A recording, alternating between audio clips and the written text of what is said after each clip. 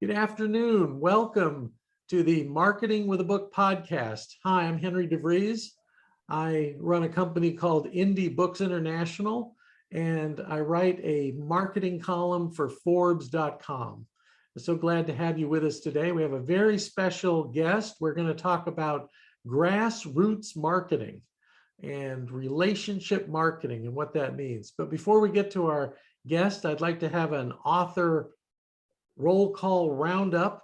We have many of our Indie Books International's authors with us today. So I'd like you to introduce yourself, where you're from, and what your book is, what your book title is, and just very briefly what it's about. So why don't we start with Christopher Hodges, and then we'll go to Laura next. Thank you very much, Henry. My name is Christopher Hodges. I am the author of Noble Automation Now, which is how to help humans be heroes in the age of automation.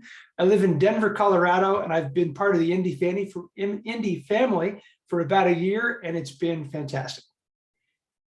Welcome. Glad you're here. Laura, and then let's go with Steve. Hi, I'm Laura Neubauer, and I have an upcoming book called Exposing the E-Learning Mystery, The Secret to Digitizing Your Business with Confidence. And glad to be here today, Henry. Thank you, Laura. And where are you located? I am in Southern California. Great, thank you. But a citizen of the world, welcome. Dr. Steve, how are you? I'm doing well, Henry, thanks. Hi, I'm Steve Swadley, also known as Dr. Steve by my clients and colleagues. I'm a leadership neuropsychologist, and I'm in Hendersonville, North Carolina. But I have clients all over the country, and in fact, just added a client from Ireland today. So I can say I'm now international. How about that? Yes. What part of international didn't you understand? My working title of my book is Optimal Team Performance, and I'm new to the Indie family and loving it. It's been a great experience for me to launch my writing and get things going. Okay. Dr. Steve, we're glad you're a part of the family. I'd like to turn it to the head of the family, the chairman of Indie Books International, Mark LeBlanc. Thank you, Henry. My name is Mark LeBlanc. I run a speaking business out of Minneapolis, and my entire model is built around business development. And my new book, or next book, is titled Bringing in the Business Without Sounding Like a Salesperson, specifically for people in professional services. Thanks, Mark. Okay. Well, now, let's see, did I catch everybody? I hope so. And we'll go on to our guest. So if you could pin Roman Gabriel, and we'll talk about that. Roman, welcome. So glad to have you with us here today. Henry, great to be with you. Really excited about it and looking forward to this. Okay. Well, Roman runs the Roman Gabriel Show.com. And so he is a broadcaster. Also, soldouttv.com. He's going to talk about that. That's some of the youth work he's been doing. Well, that would be Sold Out Youth Foundation. Sold Out Youth Foundation. That's right. And then he'll tell us about soldouttv.com. And then also our relationship with the Executive Next Practices Institute. He's also involved with that, and they're getting involved more with him and all the good deeds he's doing. So we can talk about that too. But first, Roman, tell us about your philosophy on creating a grassroots marketing strategy. Well, our philosophy is basically our foundation. My wife and I started back in 2003. And what we wanted to do is we wanted to make an impact on the next generation of students and leaders, and really wanted to do everything we could to help young people today. And we started out, working for other organizations, learning the education space, spending time in schools, working with principals and teachers and coaches and athletic programs, and learning how to run camps and learning how to put together a board, and, all those things that you have to be able to do from a foundation standpoint. So, I've been really fortunate that my name is recognized by a lot of people, and I give my dad a lot of credit for that. With 17 years played in the NFL with the Rams and the Eagles as a quarterback, and having played professional football myself, for me, getting in the doors was never hard, but it's your job once you get in there to develop the relationship. So I'm big on relationship building, on reciprocity, in terms of helping others to be successful. That's one of our big tenets in our youth program, is teaching others to be successful from your success, in sharing the success. And then, with what we do with our radio show, is we use our radio show, content is king today. I've been fortunate to be a content developer through our Roman Gabriel Sports and Entertainment LLC. Been involved in, television, radio, broadcast, social networking, production for 25 years now. So, it's all about telling the stories of successful, positive people who make a difference in other people's lives by using their platform. So we use that platform of the Roman Gabriel Show, with everything that social networking brings, and LinkedIn, and, YouTube, and Vimeo, and podcasts, and radio shows, to put out the message that we don't just do that for, obviously we want to make a living, but we do it so we can shine a light on how much in need our children are today, and about how our foundation can help your kids as parents and grandparents to acclimate to a process of success. Many schools today have bowed to more of a testing curriculum, putting all their eggs in that testing basket. And so we've been able to come in and assist schools with the things that they don't have time to do anymore, which is goal setting, drug and alcohol abstinence, fitness, health, and wellness programs. And of course, post-COVID, mental and emotional wellness is the key word, not just for kids, but for everybody in our country right now.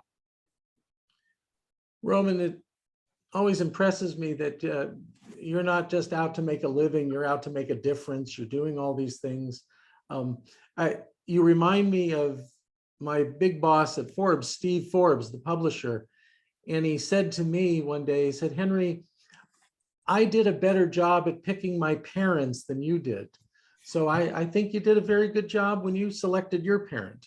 Well, I give my father a lot of credit for teaching me work ethic, teaching me that there's nothing you can't do if you set your mind to it, and goal setting is so important, and working hard, and surrounding yourself with not only successful people, but high performance people, which pushes you to be better. And that started for me as a young man when I was 9 and wanted to be a professional football player like my father. And my mother instilled in me the relationship skills, the hard work in the classroom. She was both a mom and a dad to me when our parents divorced when I was 9. I have 2 other brothers younger than I. So I really learned at a young age that being intentional about your life, that setting goals, working hard, surrounding yourself with the right people, all of those life skills that all of us learned that it seems that have gone by the wayside in many of our schools today. So what we did was we created and brought back those old school life skill principles with our Sold Out Youth Foundation and our drug and alcohol abstinence education and life skills program in schools. And this put it in a new wave, new delivery system, the way that kids like to get it on their cell phones: fast, furious, entertaining, well done. They have a short attention span. Their brains develop differently. So, what we're trying to do for students is to show them that by educating, encouraging, and challenging them to live a life of alcohol and drug abstinence gives them the best opportunity to pursue their dreams and goals. And we lay out a process by which that can happen for them. One of the saddest phrases I know is that, "and alcohol was involved." So thank you for the work you're doing in that. That's important. Well, it's important. It's really important that we know the problem. The federal government isn't going to solve it. They're not putting out the information the way they should.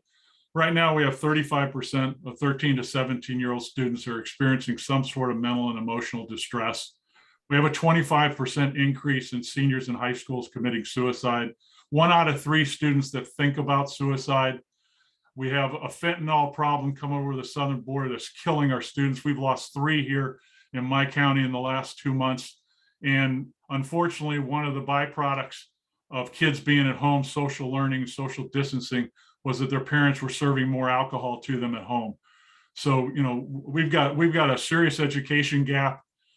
Part of our program is a PSA program on radio stations where we ask parents to be more vigilant about the mental and emotional health of their students, about talking to them about the drug and alcohol situation, about having a conversation and being more vigilant and involved in their children's lives. So ours is a community approach, a grassroots approach from the bottom up, working with corporations that have community interests, working with faith-based organizations, and working with public and private schools to bring a curriculum that fits in their computer curriculum and is easily assimilates to a curriculum that really doesn't allow for a lot of extra time for these things like life skills, drug and alcohol abstinence, setting goals, and fitness and wellness. And the other thing too that I learned just in the last 8 weeks of being in schools is, it's hard to believe that basically our middle school students only have to do PE twice a week, and our high school students as freshmen, and then after that's an option. So we've got a serious problem that, I have neurologists on my staff, childhood behavioralists, mental success coaches, sports specific coaches, and they all say 20 minutes of exercise a day is absolutely critical, not only to the physical fitness, but to the mental success of the student. It's been proven that test scores go up when students are physically fit.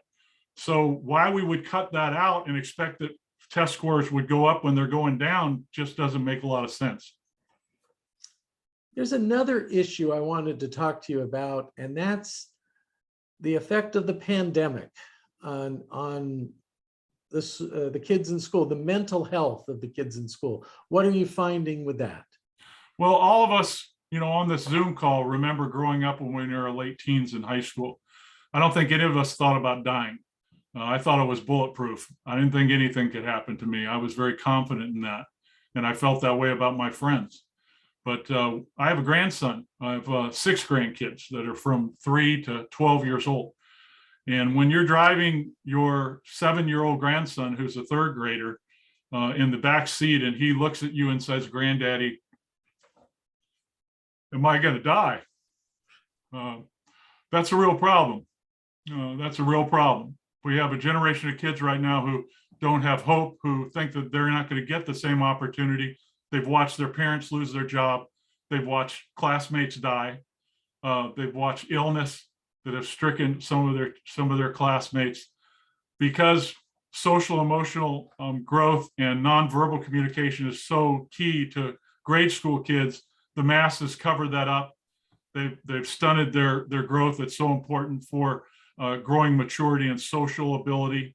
That's been cut off.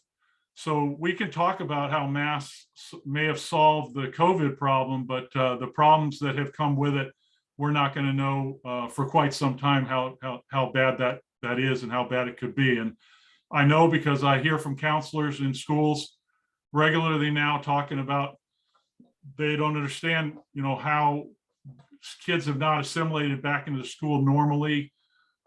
Kids that were great students are getting Fs. Kids that were well behaved are getting in fights. We've got violence in the schools. We've got ADD problems. We've got overweight kids. We've got frustration that's being taken out, in obvious ways. So we have counselors say, "Hey, how come they're not coming to us for help then?" And my thing is, when you were 13 or 14-year-old, would you go to your counselor and say, I think I've got a mental or emotional problem? That's not going to happen. But through our pledge program online, where kids tell us in a box they're comfortable talking to us online through their phones. So they tell us all the time, "Hey, mom's an alcoholic. Dad has a drug problem.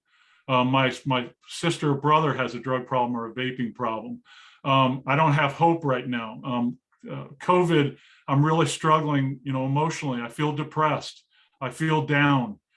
So we began immediately when COVID hit in our online program through professionals to address the effects of COVID and giving real skills to the students that they could actually do something about what they were feeling. Roman, let's get back to that whole building a grassroots effort here, because, and this is a compliment, if it doesn't sound like it, but you probably read the book Tom Sawyer, you saw the movie about Tom Sawyer, and Tom Sawyer gets all the other kids to whitewash the fence and help and do things together. And you've got that quality to you, and I know it's not an accident. How do you get other people involved helping and making this bigger?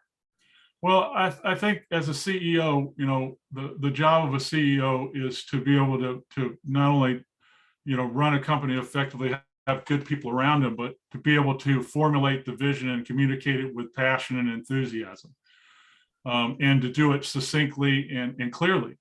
And what we've been able to do is, who are the people who would care about our foundation, the Sold Out Youth Foundation, so much? They would be parents and grandparents that have kids of their own who are impacted by the problems we've illustrated, and they want to help their kids. So right now we have a lot of parents who have raised their kids and who now are looking to the community saying, hey, it's also our responsibility to help this generation of kids. And people ask me all the time, your kids are grown. I have 2 kids in their 40s who are very successful and doing extremely well in life, and 6 grandkids. But people ask me, well, why do you spend so much time helping other people's kids? And I said, well, it's very simple.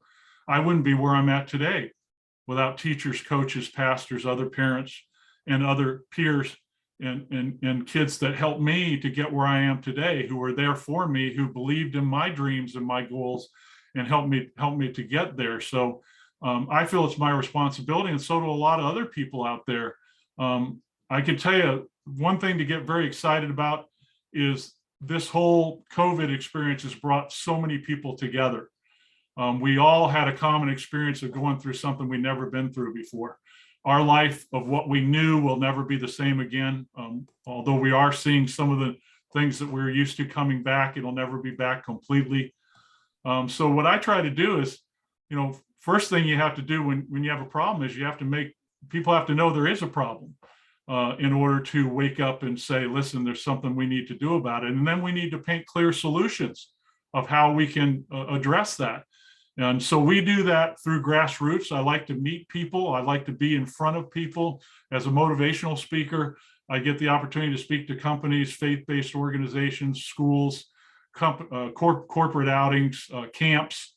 Of course, being around football these years with my father, which is a small group of people, you learn very quickly that you've got to understand who you're talking to. You've got to understand what people need and what they're looking for, and be able to bring solutions. So for me, social networking in the new computer age and the technology changing so fast, we've had to change with it. And surrounding myself with people who understand that has been really important, because the way that we advertise, the way that we market, the way that we communicate, the way that we put our message out there has changed so drastically in our generation, and especially in the last 10 years.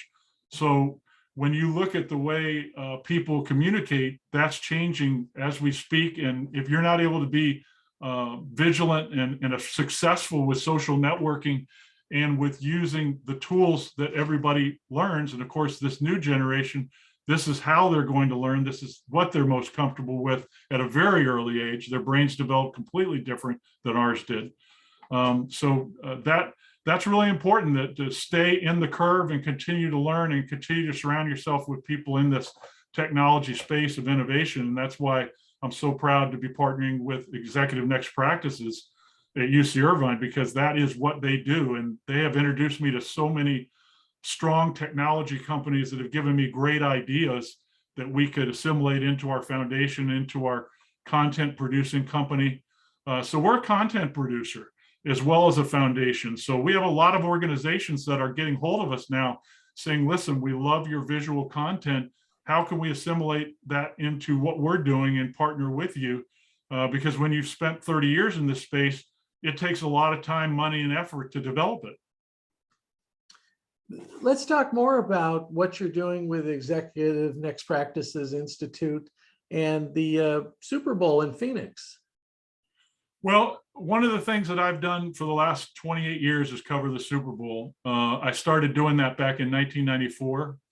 I started working for the ESPNs, the Fox Sports, the sports bylines, basically learning how to break stories at the Super Bowl and to cover the NFL. And what I learned early on is that, once 1 or 2 days went by at the Super Bowl, the players at the Super Bowl were tired of being asked the same questions over and over about the game.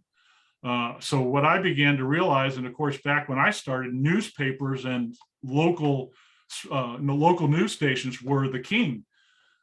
So they began to realize that as I began to talk to athletes of my dad's generation, who I grew up with and knew, my generation of playing in the early 80s, and then being around the current players, that they began to trust me because I would tell their story and let them tell their story in a more expanded fashion through Q&A, through written, through radio, television, social networking. So these other outlets began to realize that, hey, these are some really interesting stories about people overcoming adversity to get to where they are today, and that exposing that whole work ethic, not that, McDonald's mentality that kids have today, that you're going to go through the line and everything you do comes like that and you get what you want, when your parents spent 30 years working for it. So we began to show the stories and expose the stories of these high profile athletes and coaches, the Tony Dungys, the Reggie Whites, the Kurt Warners. And I'm a faith guy. I believe in faith, family, and football, faith, family, and your passion, that priority, God first. So I began to tell stories of faith.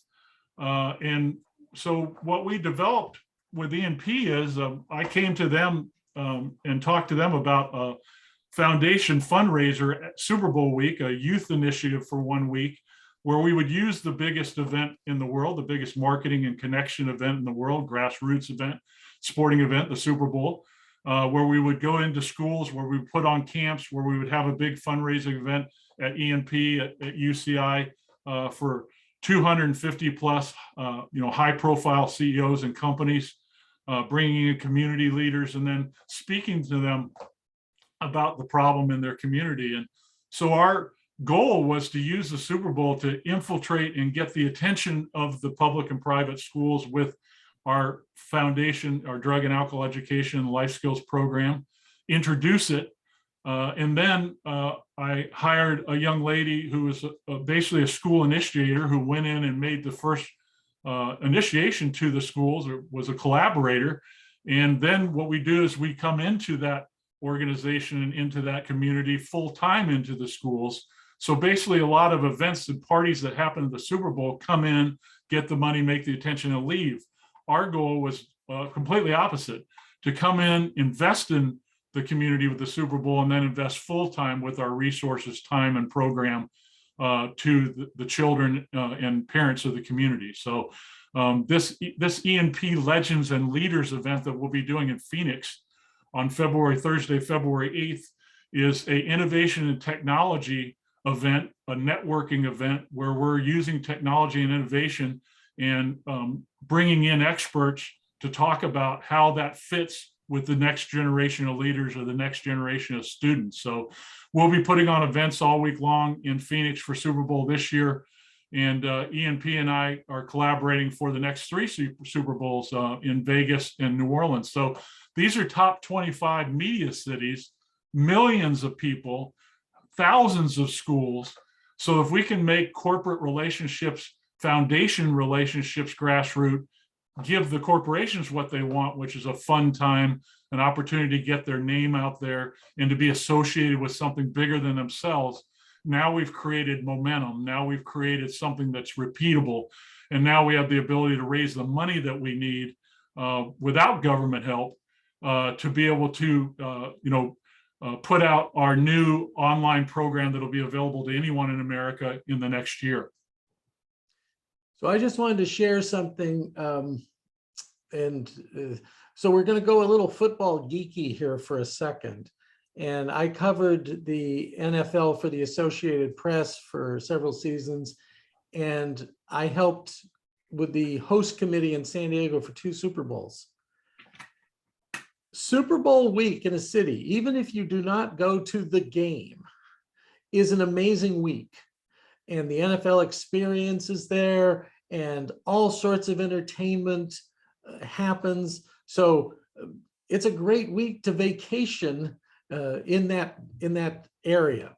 So I also worked with the Convention and Visitors Bureau here in San Diego and just promoted. There's so much to do. So just planting that seed that you might not have a ticket to the Super Bowl, but being in Phoenix that week might be a good thing to do. Well, a lot of people think that the Super Bowl is the big deal. It's not. From the previous Friday after Championship Sunday through to the Super Bowl, I call it a Disney thrill ride. When you go to Disney World, you got an e-ticket where you're able to go on the best rides. And those rides, there's not enough time to go on all of them. There's so many. At Super Bowl, 24 hours a day, 7 days a week during that week, you have charitable events, you have parties, you have youth events, you have community events.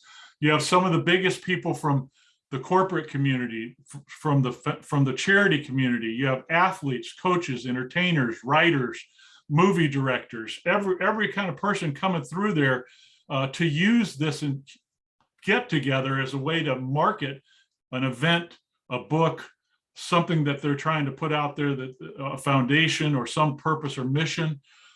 So it's been the most important place. I get more work done in a week at the Super Bowl in terms of connecting and networking and making business relationships than I do all year long. And of course, content wise, when everybody's there, I do my radio show live, I do my podcast, our streaming television show live. And by the way, if you guys want to hear these stories, you can go to romangabrielshow.com. All of our stuff's there for you to podcast. Also our streaming TV at dbnatelevision.tv, the Roman Gabriel Show at 5:00 p.m. Eastern, Monday through Friday. So all of our content is available through that Roman Gabriel Show site. And then our soldouttv.com site, if you want to learn more about how to get involved with our foundation for the Super Bowl, you'll just go to our events page at soldouttv.com, and we have a video there showing you what our Super Bowl week looks like and all the details, sponsorship levels, all those things. So we want you guys to get involved with us. It's a fun week.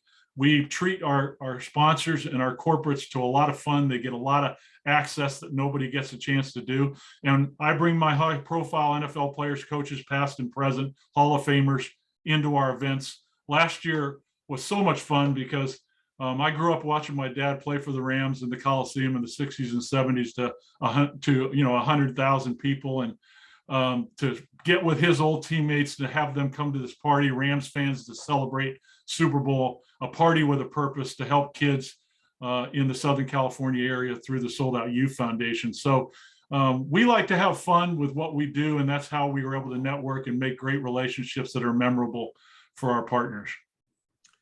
So I was born in a little town called Los Angeles and grew up in the 60s and at that Coliseum.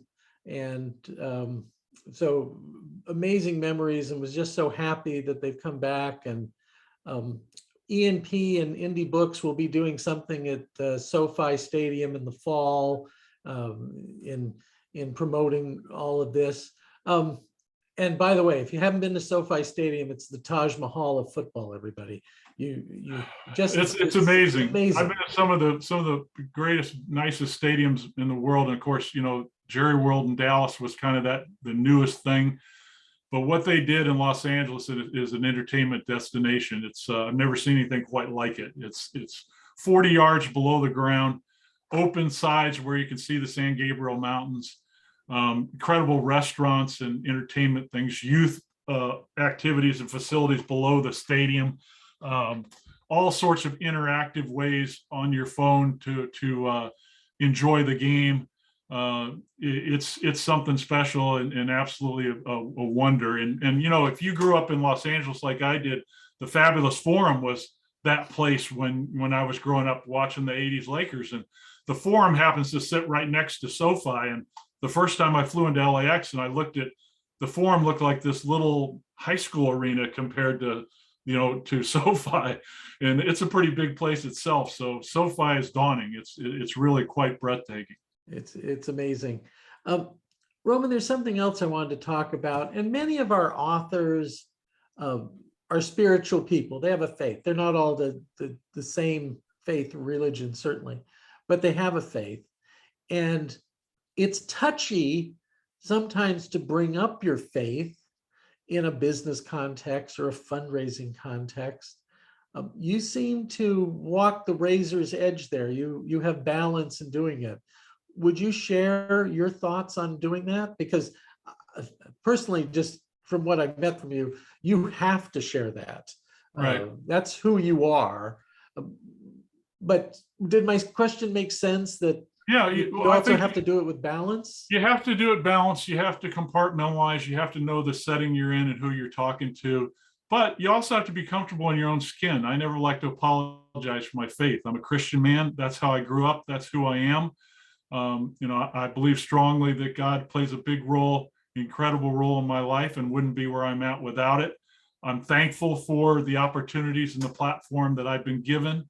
It's a responsibility that I take seriously. I want to be intentional about it. I'm kind of in the fourth quarter of my life. I'm 61, and I want to make sure that, for the next 20 to 25 years that, kind of like the last minute drive, you're starting on your 10 and you want to get it in the end zone. And, I want to leave this earth with a legacy of turning this over to someone else. We're already, E&P and Scott and myself, we're already working on a succession plan because I won't be here, very much longer. So I want to make sure that we're able to leave this to the next generation.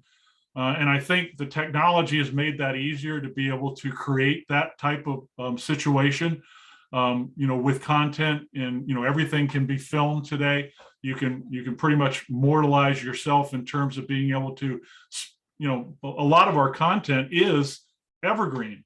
So I'll give you an idea.